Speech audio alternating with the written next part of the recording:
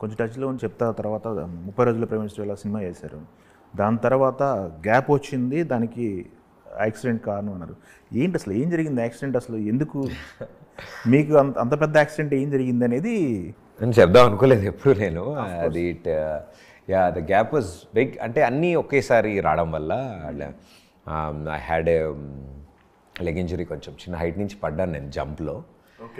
So పడినప్పుడు I had my both the legs joints blood clot అయింది అనమాట.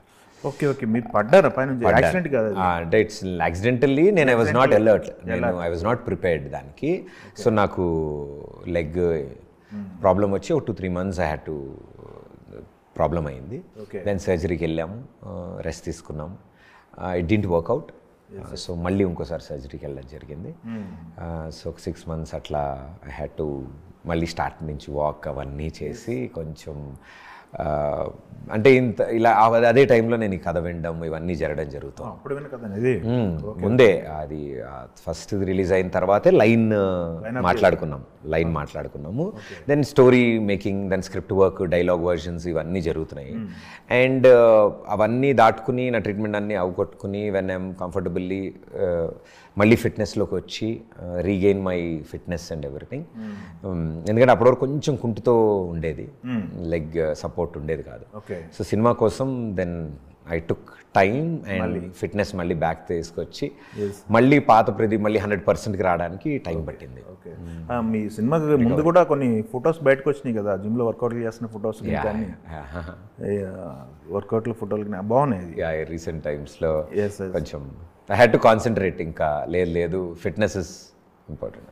ఎన్ని గంటలు గడుపుతారు జిమ్లో? అలా ఏం లేదండి, 45 minutes ఎవ్రీడే. అంతే సరిపోతుంది. అంటే everyday if you're doing 45 minutes to 1 hour నాకు కుదిరింది. Okay, mornings. ఓకే, డైట్ అనేది కూడా పెద్ద టాస్క్ అయిపోయింది కదా, ఎలా ఉండగలుగుతున్నారు? కట్టేసుకొని ఎలా ఉండగలుగుతున్నారు? అంటే బేసిక్గా నేను హోమ్ ఫుడ్ అండి. నేను ఇంట్లో ఫుడ్ ఎక్కువ తింటా, నాకు చాలా ఇష్టం. ఎక్కువ ఉంటుంది, ఇంకా ఉంటుంది. వైట్ రైస్ ఇది అది నూనె, మనకి ఆలుగడ్డ వేపుడు, బెండకాయ వేపుడు, టమాటో పప్పు, ఇవే నా ఫేవరెట్స్. అంటే స్టార్టింగ్లో ఏంటిది ఇలా ఉన్నాయేంటి అన్ని ఆకులు కూరలు అని అనుకునేవాడిని. But as you understand, as you eat, మీకు అది కూడా టేస్ట్ నచ్చుతుంది, దాన్ని ఇంట్రెస్టింగ్గా ఉంటుంది. ఎవరు కట్టేసుకుని తినే అంత డైట్ ఏం లేదండి.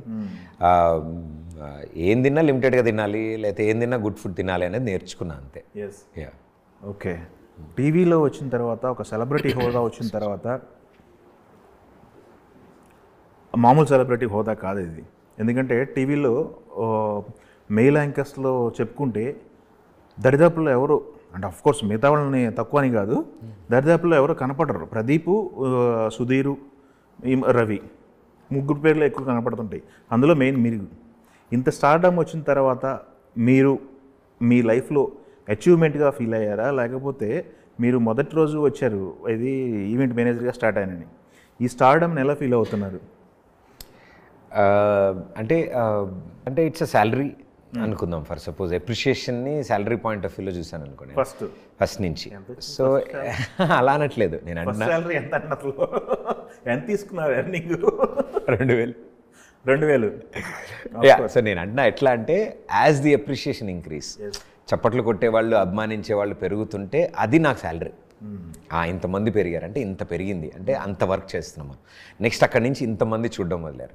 సో మై సక్సెస్ అని చెప్పను కానీ సార్, వాట్ ఎవర్ స్టెప్స్ నేను తీసుకుంటున్నానో, ఏదైతే అడుగులు వేస్తున్నానో, ఓకే వీఆర్ డూయింగ్ గుడ్ అంటే ఇంకొంచెం ఎఫర్ట్స్ పెట్టి, బికాజ్ మీరు ఇందాక అన్నట్టు ఎక్కువ మంది లేరు.